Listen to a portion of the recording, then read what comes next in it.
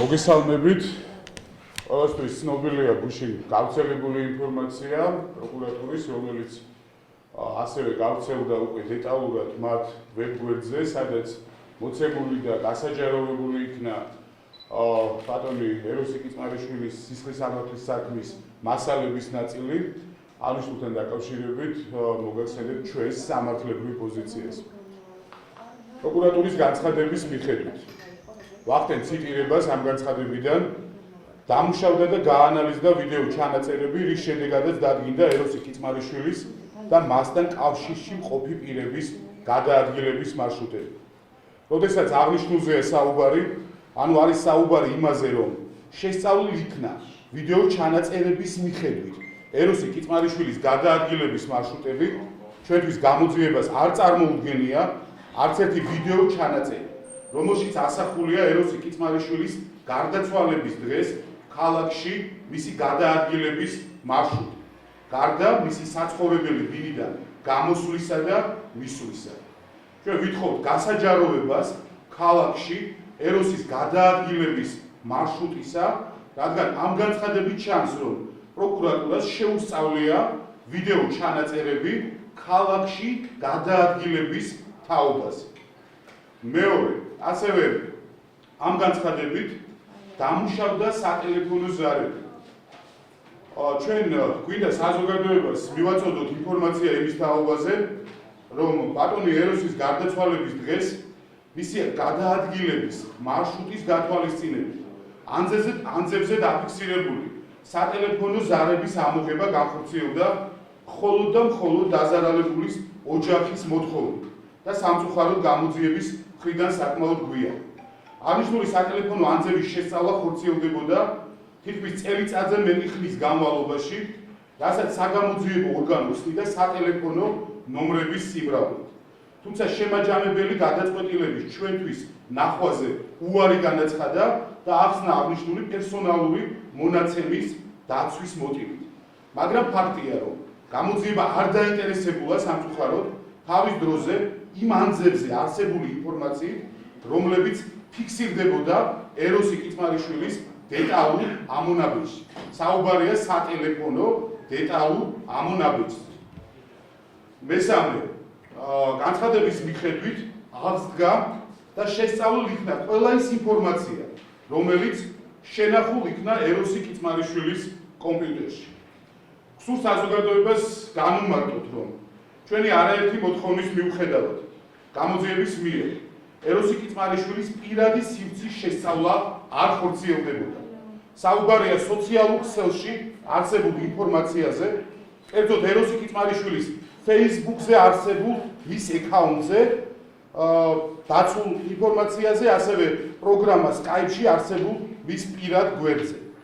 გამოძიების მასალებიდან იკვეთებოდა ის გარემოება, რომ სახლიდან გასვლამდე ეროსი კიწმარიშვილი რამოდენიმე საათი იჯდა კომპიუტერთან და მუშაობდა. ჩვენ ვცდილობდით დაგვერწმუნებინა გამოძიება იმაში, რომ ამის შესწავლა აუცილებელი იყო ობიექტური ჭეშმარიტების დასადგენად. ბატონი ეროსის გარდაცვალებიდან დაახლოებით 6 თვის შემდეგ გამოძიება მიიღო გადაწყვეტილება, რომ შეესწავლა ბატონი ეროსის პირად სივრცეში არსებული ინფორმაცია. შესწავლის შედეგად აღმოჩნდა, რომ შესწავლამდე რამოდენიმე დღით ადრე, კერძოდ 2015 წლის 8 იანვარს განხორციელებული იყო ეროსი კიწმარიშვილის Facebook-ის აკაუნტში უკანონო შეღწევა და გარკვეული სახის მონაცემები არ მოიპოვებოდა. მაგალითად, ჩვენთვის დადასტურებულად ცნობილია, რომ 2014 წლის 14 ივლისს გარდაცვალების წინა დღეს ეროსი კიწმარიშვილს პირადი მიმოწერა ჰქონდა მოქალაქე ალექსანდრე კარპოვთან. ხოლო ამ მიმოწერის არსებობა და რეალურობა ალექსანდრე კარპოვმა უშუალოდ დაუდასტურა ეროსი კიწმარიშვილის ძმას ბატონ ზურაბ კიწმარიშვილს, რაც შემოწმების შედეგად, როდესაც შემოწმდა აკაუნტში არსებული ინფორმაცია აღარ აღმოჩნდა. რა თქმა უნდა, ეს საკმაოდ საეჭვო გარემოებაა და დროულად ასეთი საგამოძიებო მოქმედების ჩატარება არ გამოიწვევდა გამოძიებისათვის მნიშვნელოვანი სხვა ინფორმაციის დაკარგვასაც, რისი საფუძვლიანი ეჭვიც ნამდვილად არსებობს. აქვე აღნიშნავთ იმას, რომ ჩვენ მასალების გაცნობის შედეგად არ გვინახავს ინფორმაცია იმის შესახებ, თუ ინტერნეტ ქსელის მეშვეობით რამოდენიმე საათიანი კომპიუტერთან მუშაობის შედეგად რა აქტივობები განახორციელა ეროსი კიწმარიშვილმა და რომელ საიტებზე ან ვებ გვერდებზე, ასე რომ ვთქვათ, ჰქონდა მას შესვლები სიკვდილამდე წინა პერიოდში. გამოძიების განცხადების მიხედვით მეოთხე ჩატარდა თურმე არაერთი ოპერატიულ სამძებრო და საგამოძიებო მოქმედება. აღნიშნულის თაობაზე გავმარტავთ იმას, რომ საქმის მასალების გაცნობის შედეგად ჩვენ არ გვინახავს არც ერთი დოკუმენტი იმისა, რომ ჩატარებულია ოპერატიულ სამძებრო ღონისძიებები.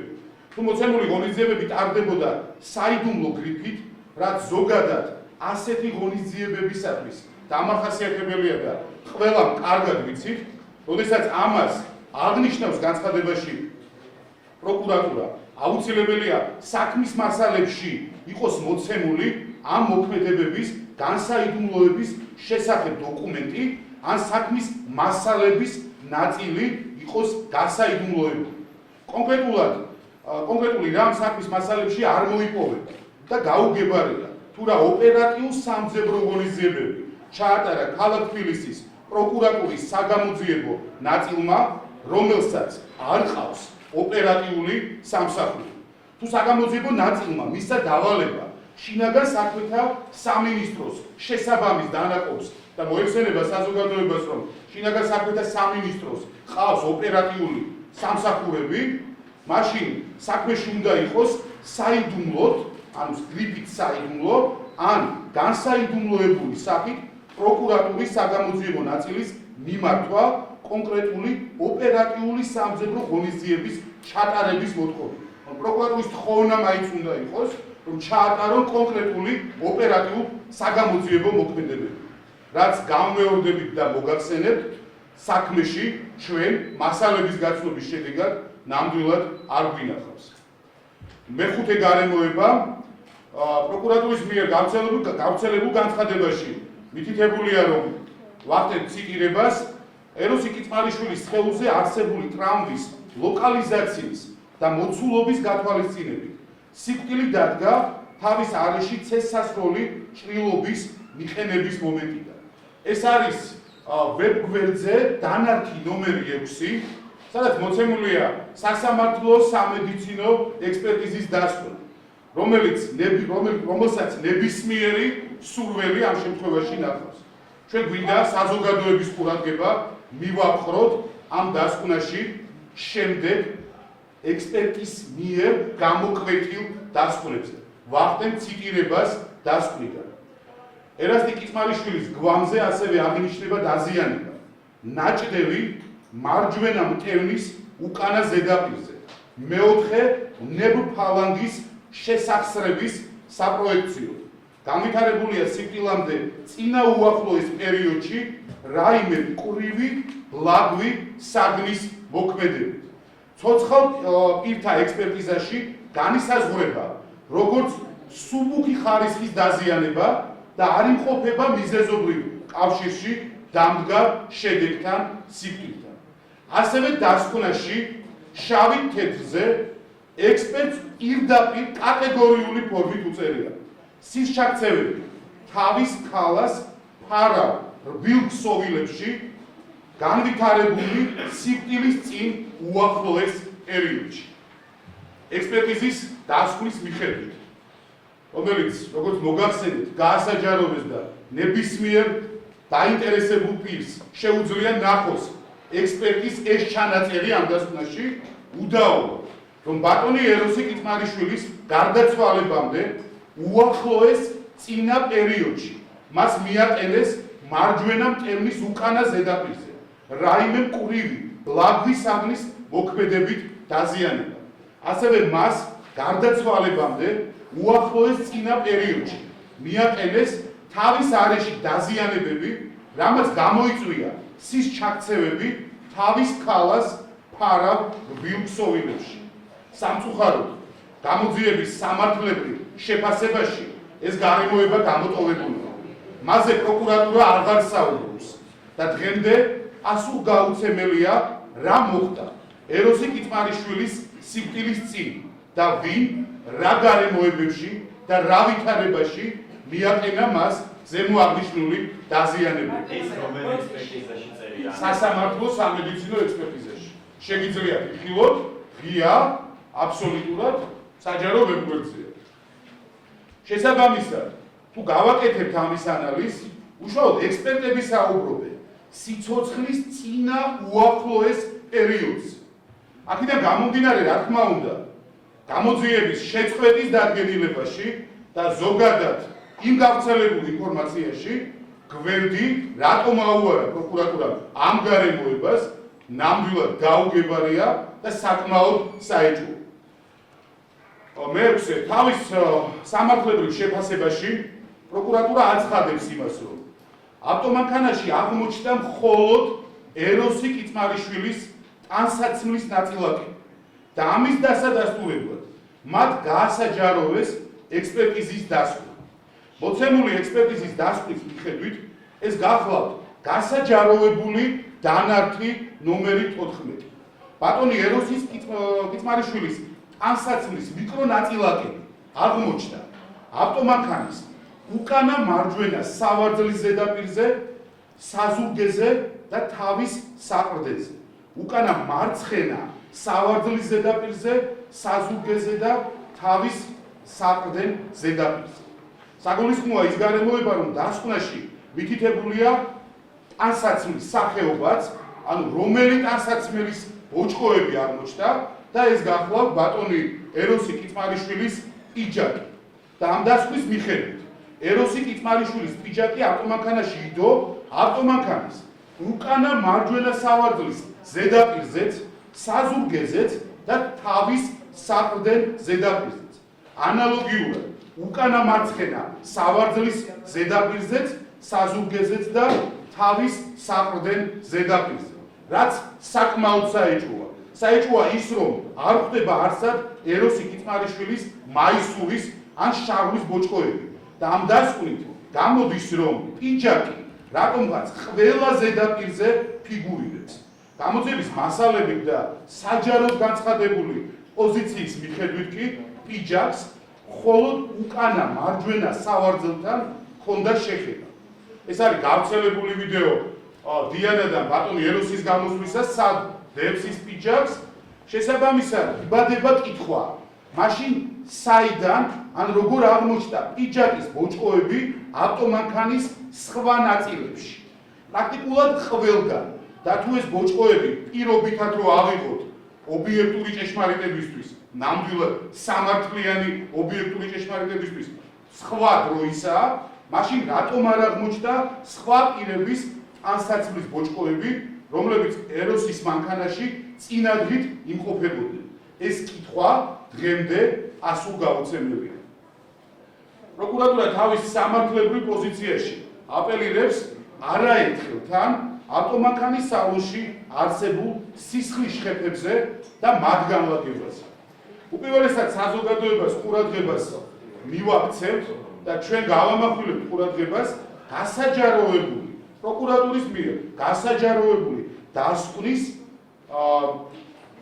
შინაარსზე, ეს არის დანართი ნომერი 10, რომელიც დევს ვებსაიტზე პროკურატურის, სადაც ჩვენ ვიღებთ შემდეგ მოცემულობას 2014 წლის 16 ივლისს გამოძიებამ დასვა შეკითხვა მხოლოდ ავტომანქანის წინა სავარძლებზე და სალონის წინ არსებულ ლაქებზე.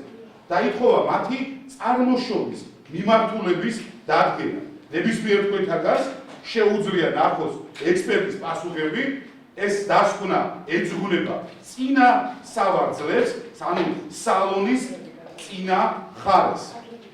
შესაბამისად, ამ დასკვნაში საუბარია მხოლოდ და მხოლოდ ავტომანქანის სალონის წინა ნაწილში არსებულ ლაქებზე და ექსპერტიზის დასკვნის მიხედვით ეს ლაქები გახლავთ კომბინირებული ხასიათის სისხლის ყოლები და წარმოდგენილნი არიან ნაღვენთების, გუბეების, წვეთების და შხეფების სახით. ჩვენ დეტალურად და არგუმენტირებულად თუ მოგცემთ საშუალებას უპასუხოთ ჩვენ პროკურატურას, ვინაიდან საკმაოდ ცლად იყო გავრცელებული საზოგადოებას, როდესაც აწვდიან ინფორმაციას, შვედს მოგვიწევთ საშუალება, შვედს მივაწოდოთ ეს ინფორმაცია. პრობლემა არა. რაც შეეხება ამ იერარქიას. ამ სამართლებრივ დასაბუთებაში და პოზიციაში მითითებულია, რომ იერარქიაზე აღმოჩენილია დნმ-ის კვალი. ჩვენ მოვისმინეთ არა მხოლოდ სამართლებრივი შეფასება პროკურატურის, არამედ ჩვენ უკვე გუშინ ასევე მქონდა შესაძლებლობა მოგვესმინა პროკურატურის წარმომადგენლისთვის, რომელიც კატეგორიულად ამბობდა, რომ იერარქიაზე აღმოჩენილი ერთ-ერთი კვალი გახლავთ ეროსი კიწმარიშვილის. მე მინდა საზოგადოებას წარუდგინო საქმის მასალებში არსებული ბიოლოგიური, გენეტიკური, სეროლოგიური ექსპერტიზის დასკვნა, რომლის მიხედვითაც პისტოლეტის ლულის გარეთ ზედაპირზე არსებული ბიოლოგიური მასალის გენეტიკური პროფილი იდენტურია ერასტი კიწმარიშვილის გენეტიკური პროფილისა. ამავე პისტოლეტის სასხლებზე არსებული ბიოლოგიური მასალის ობიექტი ნომერი 2 გენეტიკური პროფილი შერეული ტიპისაა და ეკუთვნის სულ მცირე ორ პირს. ობიექტ ნომერ 2-ში, ანუ სასხლებში, გენეტიკური პროფილი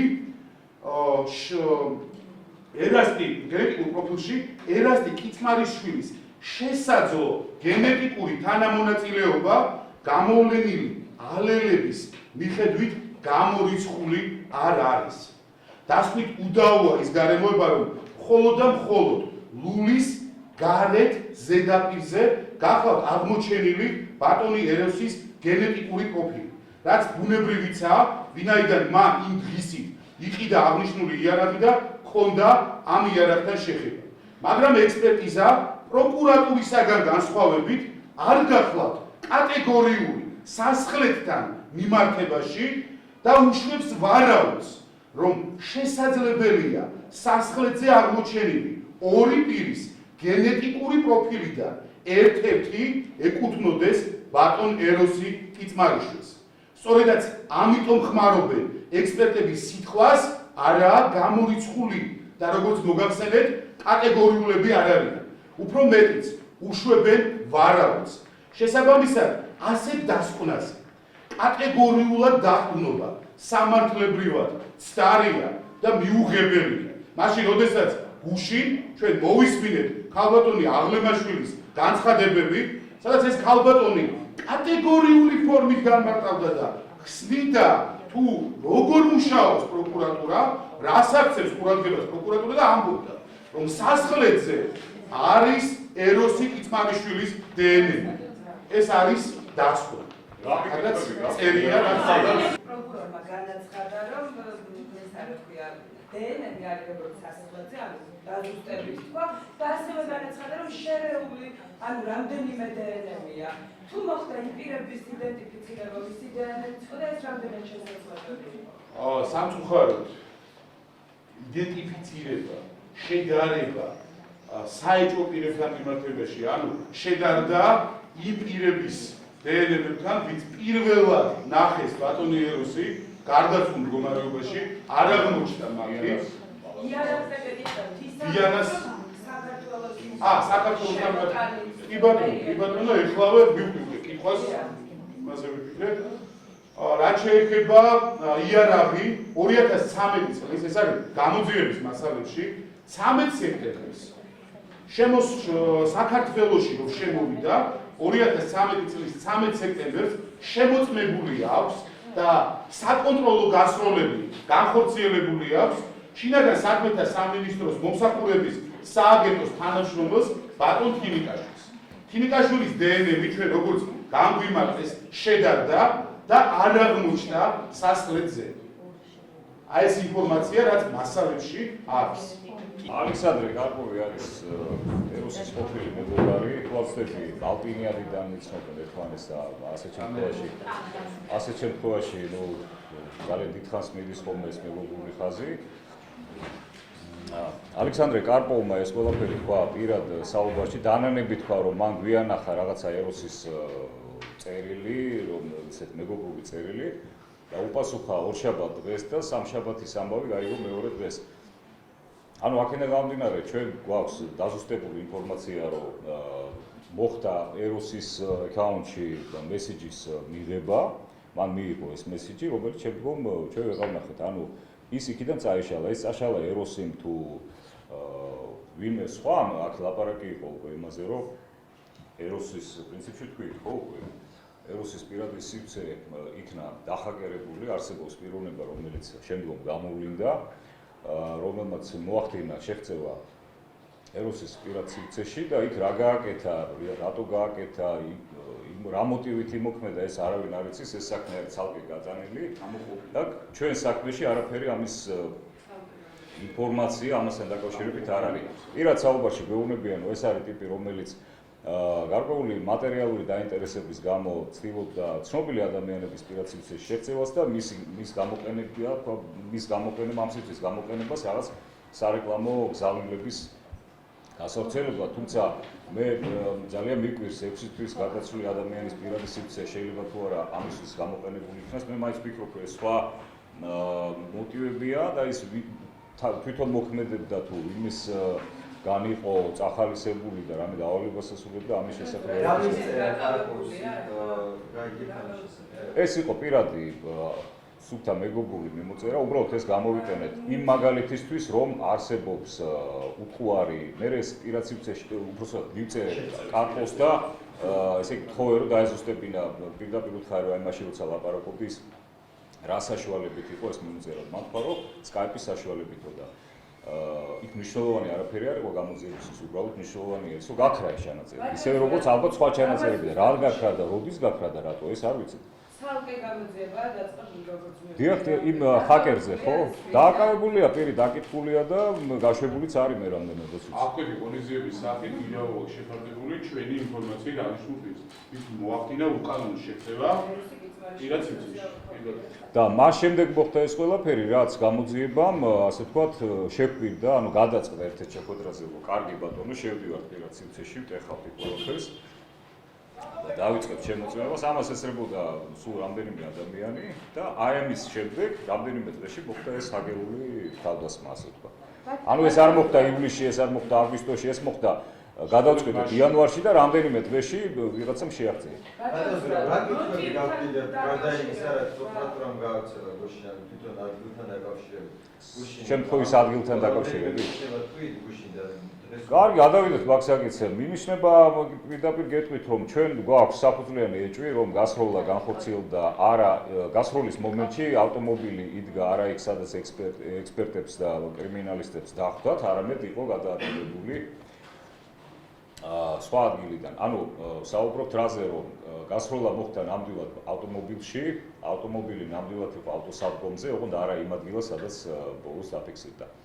ამის გაცხადების უფლებას გვაძლევს არგუმენტი გვაქვს ის, რომ გასროლის მიმართულებით საითკენაც გავცელდა ყველაზე მეტი სისხლის ქსოვილი. ფანჯრები იყო ჩაწეული. ჩაწეული ფანჯრების გარეთ, კედელზე და იატაკზე, ასე ვთქვათ, ჩვენ სისხლის არათუ წვეთები და შხეფები, არამედ მიკრონაწილაკებიც კი ვერ ვნახეთ. ქონდა დასახული ასეთი ექსპერიმენტი, რომ გვინდოდა შეგვეტანა იქ ელექტროხელსაწყოები, განათების ხელსაწყოები, რომელიც ჩაბნელებულ სივრცეში მოგვცემდა საშუალებას ნებისმიერი პატარა ორგანული ქსოვილის დაფიქსირებისას სპეციფიური ნათების სახით. აი ამ ექსპერიმენტის განხორციელებაში ჩვენ დაგვეხმარა გამოძიება, მათ რამდენჯერმე მიმართეთ, თავიდან ვერ ხვდებოდნენ რა გვინდოდა და რატო გვინდოდა, მე გავაგებინეთ, კარგი გავაკეთოთო, მე მოიძიეს ეს ხელსაწყო. მივედით ამ ხელსაწყოთით და აღმოჩნდა, რომ ამ ხელსაწყოს ხმარება არავინ არ იცოდა. ექსპერტებმა ჩართვაც არ იცოდნენ და როგორ უნდა მოგვეხმარა რა, ასე ვთქვათ. თქვენს რო ეს იყო ახალი შემოტანილი და სამწუხაროდ ბოდიში ხდიდან რომ არ იცოდენ იმის მოხმარება. მაგრამ ჰქონდათ რაღაც ქიმიური ხსნარები, რომლითაც შესაძლებელი იყო ძალიან პატარა მიკრო ნაწილაკების აღმოჩენაც კი. ეს ხსნარი იყო ძალიან ცოტა და ჩვენ მივიღეთ ადგილზე გადაწყვეტილება, რომ დაგვეთვალიერებინა სწორედ ის ფანჯრების გასული ადგილი, დაახლოებით 4-5 კვადრატული მეტრი, სადაც ყოველგვარი რაღაც ნაწილაკის არსებობა გამოირიცხა. ეს გვაფიქრებინებს, რომ სადღაც იმ ავტოსადგომზე არის ადგილი, სადაც რეალურად იდგა მანქანა სროლის განხორციელების პერიოდში და სადღაც არის სისხლის მიკრონაწილაკები. სამწუხაროდ გამოძიება ჩვენ ვერ დაგვეხმარა აი ამ ექსპერიმენტის ხარისხიანად ჩატარებაში. მოტივთან დაკავშირებით კიდევ ერთი დეტალი ჩვენ ამ შემთხვევიდან სულ ცოტა ხანში იქ სარდა ავტოსადგომზე გადავიდეთ კადრი ან კამერასთან დაკავშირებით იყო კითხვები.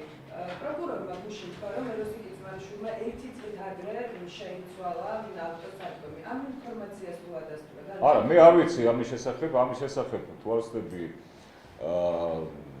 აკითხვაში საუბრობს ძვოლი, თუმცა რეალურად იქ რა მოხდა და როგორ მოხდა, მე წარმოდგენა არ მაქვს, უბრალოდ აი იმას ამ მიმართულებით დიდად არ გამიმართულებია ყურადღება, ვინაიდან ეს კამერა არ იწერდა ვიდეო გამოსახულებას, მხოლოდ აჩვენებდა და როგორც ცნობილია, იმ მომენტში მთელი დაცვა იყო გარეთ და იმ მონიტორებს არავინ არ აკონტროლებდა. აქედან გამომდინარე, რა თქმა უნდა საინტერესოა თუ ის ვინმე შეატრიალა, ეს უკვე საინტერესოა. მაგრამ თითის ანაბეჭდებზე ითქვა კრიმინალისტების მიერ, ექსპერტების მიერ, რომ ისინი ვერ ამოიღებენ ამ ანაბეჭდებს, ვინაიდან ამით ისინი ადამიანის იდენტიფიცირებას ვერ მოახდენენ, იმიტომ რომ ის არ ვარგა ამისათვის. მკვლელობის მოტივს რაც შეეხება, თქვენ გამორიცხავთ თუ არა თვითმკვლელობას და ხომ არ ხედავთ პოლიტიკურ მოტივს აი ამ ახლა თუ გადავედით უკვე მოტივებზე და აღარ გაინტერესებს ფაქტობრივი გარემოებები, მაგრამ მე მგონი ეს ძალიან საინტერესოა, იმიტომ რომ ყოველთვის ვთილობდი მე რომ ისევე როგორც გამოძიება აპელირებდა, რომ ისინი იყვნენ საქმეში და არ აინტერესებდათ დიდად გარდაცვლილის პირადი აქტივობები და პირადი ცხოვრება და ასე შემდეგ და ასე შემდეგ. კი ბატონო, რაც შეეხება მოტივებს, მე მართალია დიდი ხალისით არა, მაგრამ რადგან ისმალბოდა ასეთი კითხვა ყოველთვის, ვამბობდი, რომ ეს აუცილებლად უნდა იყოს დაკავშირებული მისი ცხოვრების ბოლო პერიოდის გააქტიურებას. ეს იყო მედია მიმართულება და ეს იყო პოლიტიკური მიმართულება. პრინციპში ეს ორი ერთმანეთში მაინც ალბათ იყო თავსებადი, გადაკვეთები იყო ამ საქმიანობას შორის. ახლა რა თქმა უნდა გამოურიცხა რაღაც პირადი მოტივებს, შევიზიებებს, ბიზნეს ინტერესებს ასე შემდეგ. რაც შეეხება ახლა ამ ორ მოტივს რო გავყვეთ, დეტალებზე საუბარი არ მსურს, მართალი გითხრათ, იმიტომ რომ არ არის ეს ფორმატი, მე მგონი ჩვენ სხვა საკითხები უფრო მნიშვნელოვნად მიგვაჩნია. რაც შეეხება რატო ვფიქრობ ამას, ვფიქრობ იმიტომ რომ მართლაც ეროსის ჰქონდა ჩემთვის ნათქვამი, რომ დაახლოებით 1 წლის განმავლობაში ის პოლიტიკურ აქტივობას აღარ აწარმოებდა, ეს არის დაახლოებით მაისის 2014 წლის, მაგრამ ის თვლიდა, რომ ეხლა მოვიდა დრო, როდესაც ის უნდა ჩაერთოს პროცესებში და ძალიან აქტიური იქნებოდა ეს ჩართვა. ის აპირებდა ძალიან ბევრ ადამიანთან მოესინჯა მომავალი თანამშრომლობის შესაძლებლობები, ამის ფაქტებიც არსებობს და თქვენ ალბათ საქმეში არის და შეგვიძლია ამას დეტალურადაც ვისაუბროთ სხვა დროს. მას ჰქონდა ცდილობა, რომ ჰქონოდათ საკუთარი სტუდია, საკუთარი მედია საშუალება, მაგრამ საწყის ეტაპზე ის აპირებდა სამაუწყებლო კომპანია რუსთავიელთან თანამშრომლობას. ეს ფაქტია და ამის დამალვა მე მგონი არ არის საჭირო, იმიტომ ალბათ ბევრმა თქვენგან იცის ამის შესახებ. ის პირდაპირ ასე ვთქვათ კომუნიკაცია ჰქონდა შუამავლის საშუალებით, ჩემი მეგობრის დუდუ გუგველიას საშუალებით ჰქონდა ნიკა გვარამიასთან ასე ვთქვათ ურთიერთობა, განიხილავდნენ რაღაც მომავალი პროგრამების შექმნის შესაძლებლობას, კონკრეტულად 60 წუთის ტიპის პროგრამის შექმნას იყო საუბარი და აქ უკვე რაღაცა დედლაინებზე იყო საუბარი, ორ შაბათს შევხვდეთ სამშაბათს ჟურნალისტი რაღაც გავიარე ტექნიკური საკითხი, ძალიან ახლოს იყო ეს.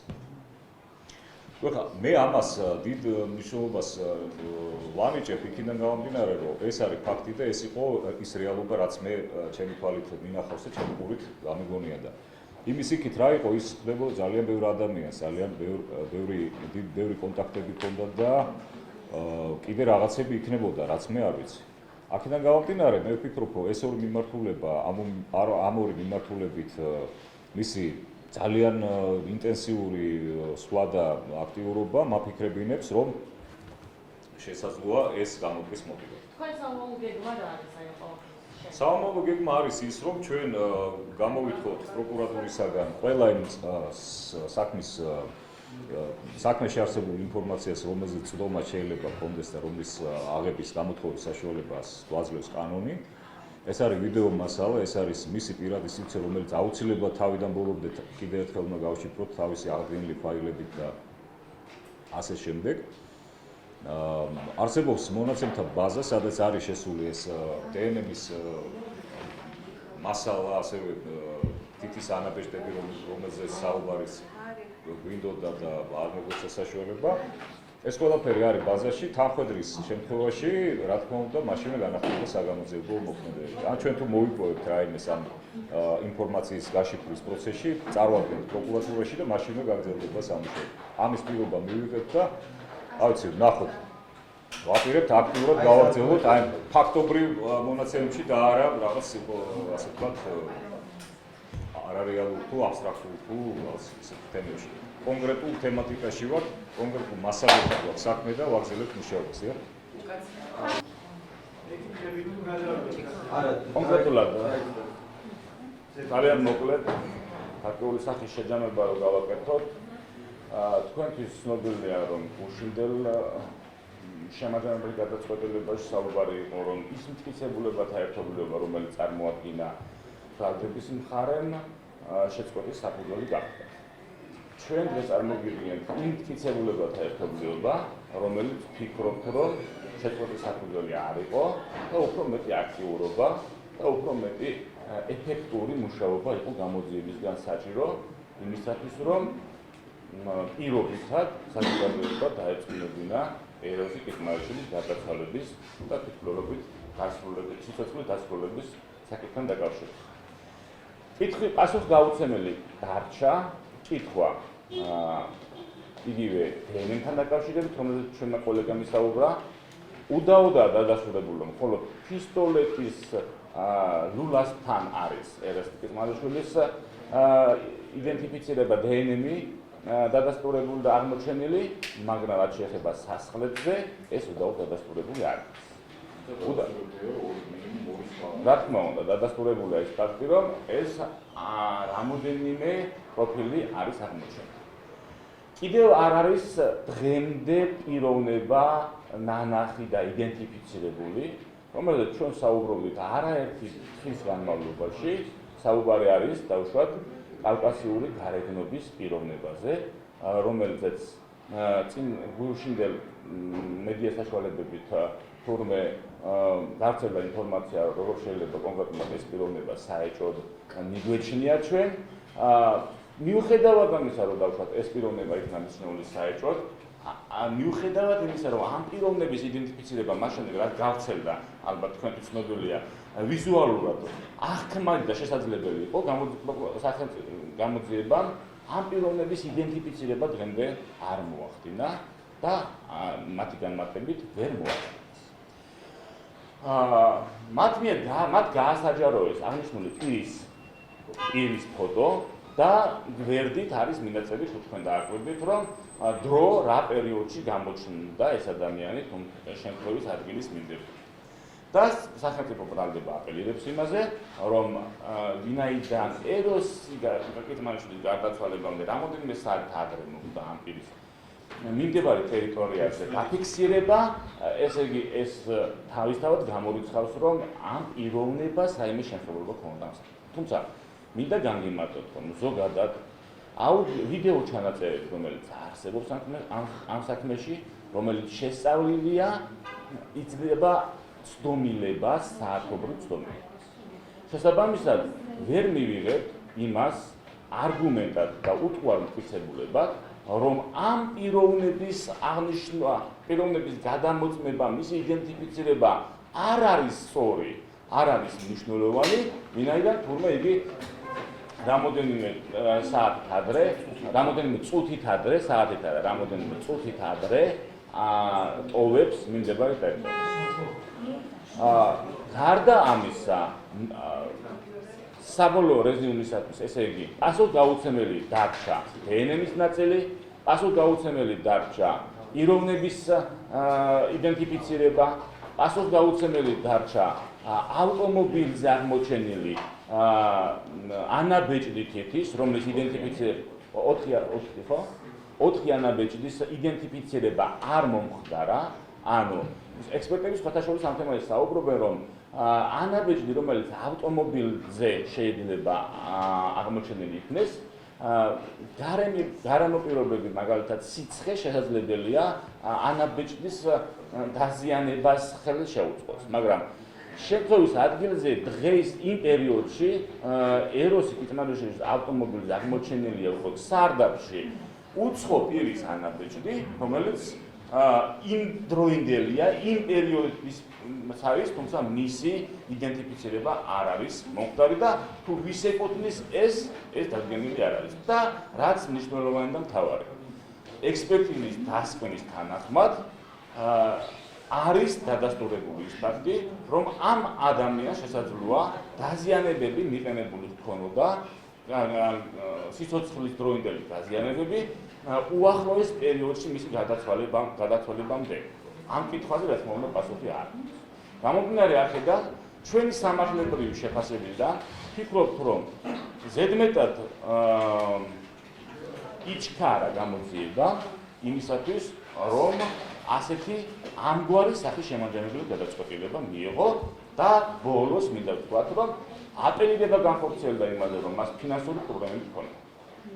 მათ საქმეში დევს დოკუმენტი, რომელიც არის ინტერნეტიდან მოძიებული, რომ მანჰეტენზე ბატონმა საკმაოდ ძვირად გაყიდა, უბრალოდ 2013 წელს აღნიშნული საცხოვრებელი ბინა და ეს იყო $2,700,000 გაყიდული გასხვისებული ქონება. და ერთი წლის განმავლობაში მას ამგვარი სახის ასე ვთქვათ, რატოული სახის ფინანსური პრობლემების შექმნა და ამგვარი ხელოვნური სიტუაციის შექმნა, ვფიქრობ, ძალიან საეჭვო გარემოება. აპელირება პროკურატურის მხრიდან, რომელმაც 2 წლის განმავლობაში რაღაცა წუთიანი ანიმაცია შექმნა და მეტი ვერაფერი, ხო? იქ არის ასეთი პუნქტი, რომ ის პიჯაკზე და სახელოსზე არის დენთის კვალი და იქ ნივთიერებების, მიკრონივთიერებების კვალი, რომელიც გამოიყოფა რაღაც გასროლის შედეგად. ეს რაიმე ინფორმაციას იძლევა, ჩვენ ვიცით, რომ ტვრის გასროლა რეალურად მოხდა. ტვია რეალურად გავარდა და ამჟამადია მის იმ ავტომობილში, სალონში, პატარა სივრცეში ეს ნივთიერებები გაიყოფა ყველა მიმართულებით, რა თქმა უნდა, მარჯვნიდან უფრო მეტი გაიყოფა დაფიქსირდა. აქედან გამომდინარე ის, რომ გასროლა განახორციელა მარჯვენა ხელით, ეს არის თითი და გამოცვლული არგუმენტი. ის რომ მას მარჯვენა პიჯაკის, მარჯვენა სახელოსი ნივთიერებების კვალი აქვს, ეს ბუნებრივია, უნდა გქონდეს, ეს აღნიშნავს იმას, რომ გასროლა მან განახორციელა მაინდა-მაინც. ეს არის უბიში მე ვაპარაკობ იმ არგუმენტების სიმყიფეზე, რომელიც პროკურატურამ წარმოადგენს. რაღაცა დაზუსტებამდე. იარაღზე აღმოჩენილი ეს სავარაუდო პოლიგონის ეს ექსპერტი. ასევე ავტომანქანის 4 ტიპი ყოლყოლზე. აი ესენი ემშლობა ერთი პიროვნების სპაიდერის ცისრებელი ხდება თუ არა? ერთ შემთხვევაში საქმე გვაქვს ბიოლოგიურ კვალთან მასალასთან. ერთ შემთხვევაში საქმე გვაქვს გრაფიკულ მასალასთან. ანუ თითის ანაბეჭდი არის გრაფიკული წარმონაქმნი.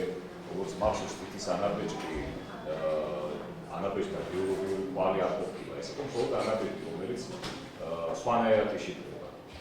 ანუ თითის ანაბეჭდი და ბიოლოგიური კვალი შედარების საჭიროება და მისაშეცვლილება არ არსებობს.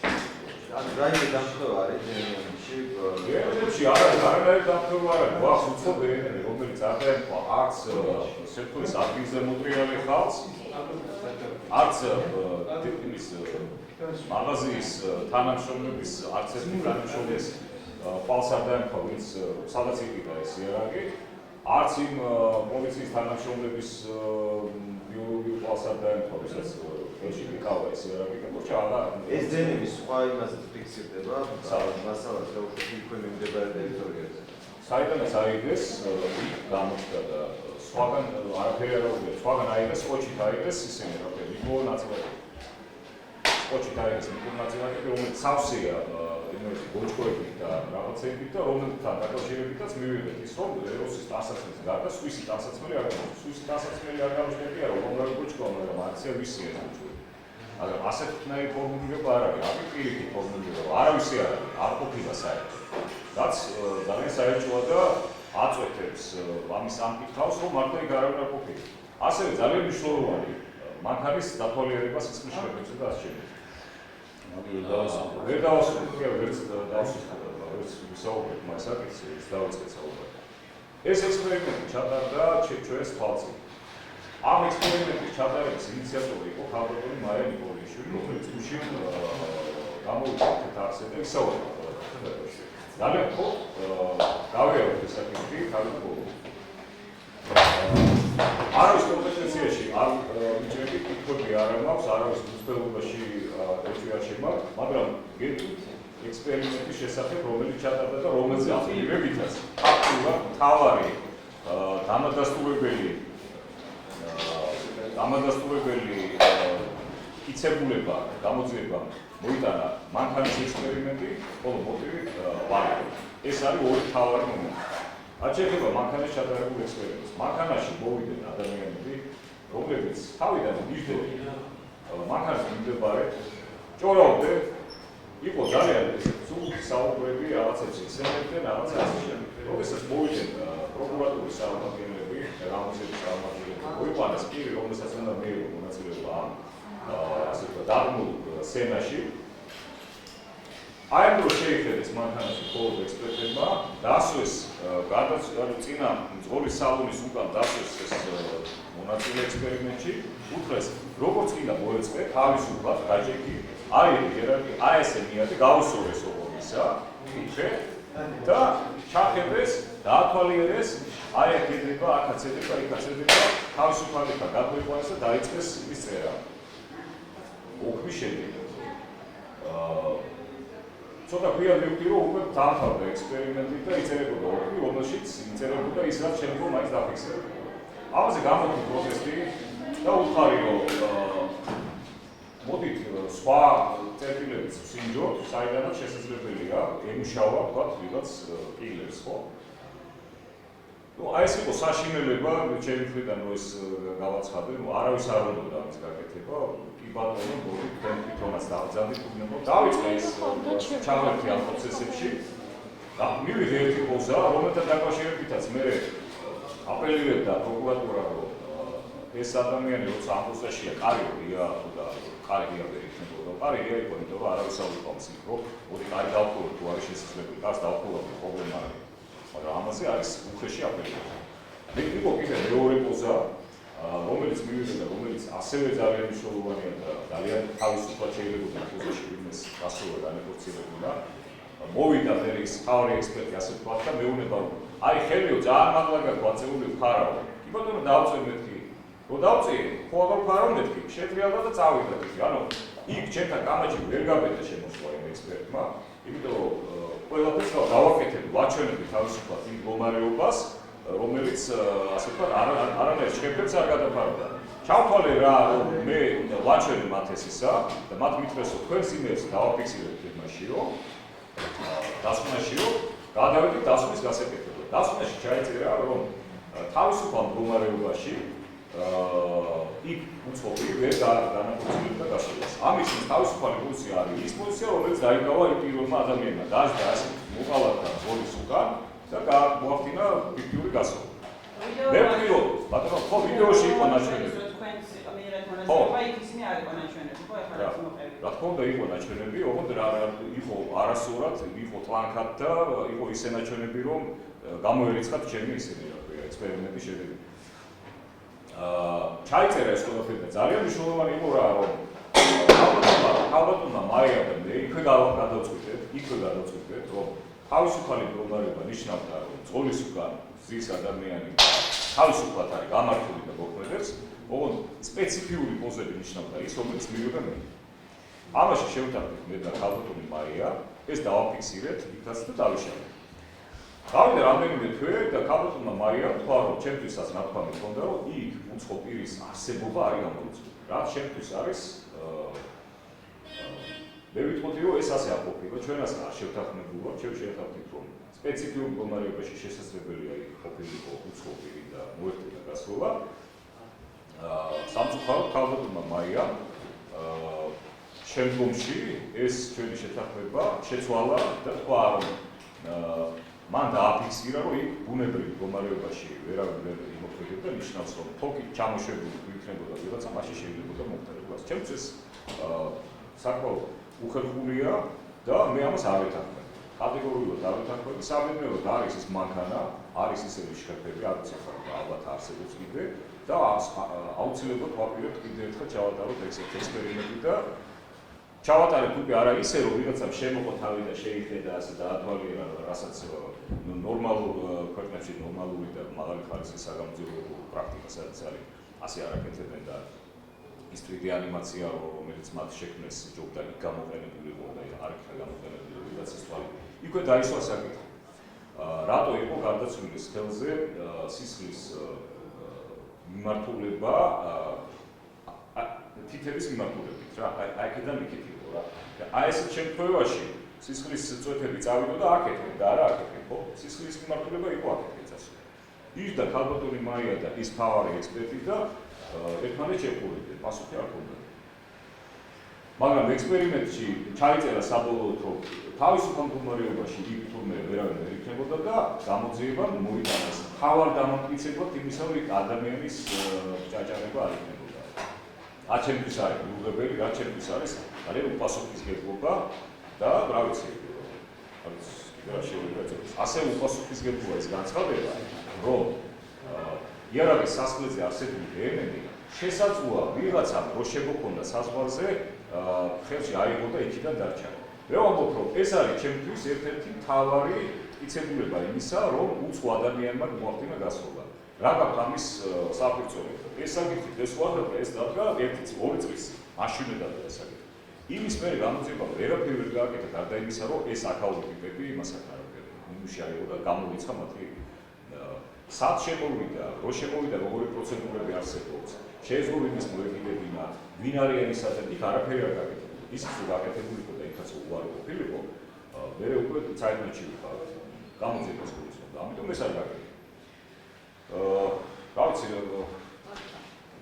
შემთხვევის ადგილზე ეს ჩამოწეული ფანჯები, რატო იყო ჩამოწეული სამზეული? ალბათ დაბნეული იყო და ჩამოწეულს მეუბნები, რომ ჩამოწეული იყო, იმიტომ რომ იქ შუქი იყო. გასისხლიანებული ადამიანი სწრაფად შეიძლება იმას შეემჩნია იმ შუქში და ჩამოიწია ეს ისა. აუ რაღაცა არა, იმათ სხვა თავისი სიუჟეტი აქვს, რომლის თავისი ფანტაზია აქვს, რომელსაც დაკმაყოფილებს გაკეთა ეს მშვენიერი ანიმაცია და იქ ყველაფერი ლამაზად არის, ხო? კინოა, რომელსაც ნახავ და კინო გახსოვს ადამიანს, იქ ფულში შეგიყვას და მართლა ასე იყო. მეუბნები სულ სხვა ის იყო, რა ქვია, სიუჟეტი და სულ სხვა ალბათობები იყო და ამაზე არ არის შეიძლება. ექსპერტებთან მინდა კითხოთ, თუ აპირებთ სხვა მაგალითად თუნდაც ცხოველი ექსპერტების მოწვევა, იმ ექსპერტების ჩართვას აპირებთ თუნდაც იმ ექსპერიმენტში. შეძლებს დაგვარად ყველაფერს გავაკეთებთ. ის რაც იქნება ჩვენი კანონმდებლობით დაშვებული, რა თქმა უნდა ყველაფერს გავაკეთებთ. ის რაც დაკავშირებული იქნება იმ სახსრებთან, რომელსაც მოიძიებთ, ყველაფერს გავაკეთებთ, მაგრამ არსებობს ესეთი მეთოდიკა, რომელიც ძალიან რთულია, ფინანსურად ძალიან რთულია იურიდიულად და რა თქმა უნდა, ეხლა სახელმწიფო თუ არ არის ჩართული ამ საკითხებში, მე ვერ ვეუბნები ჩემს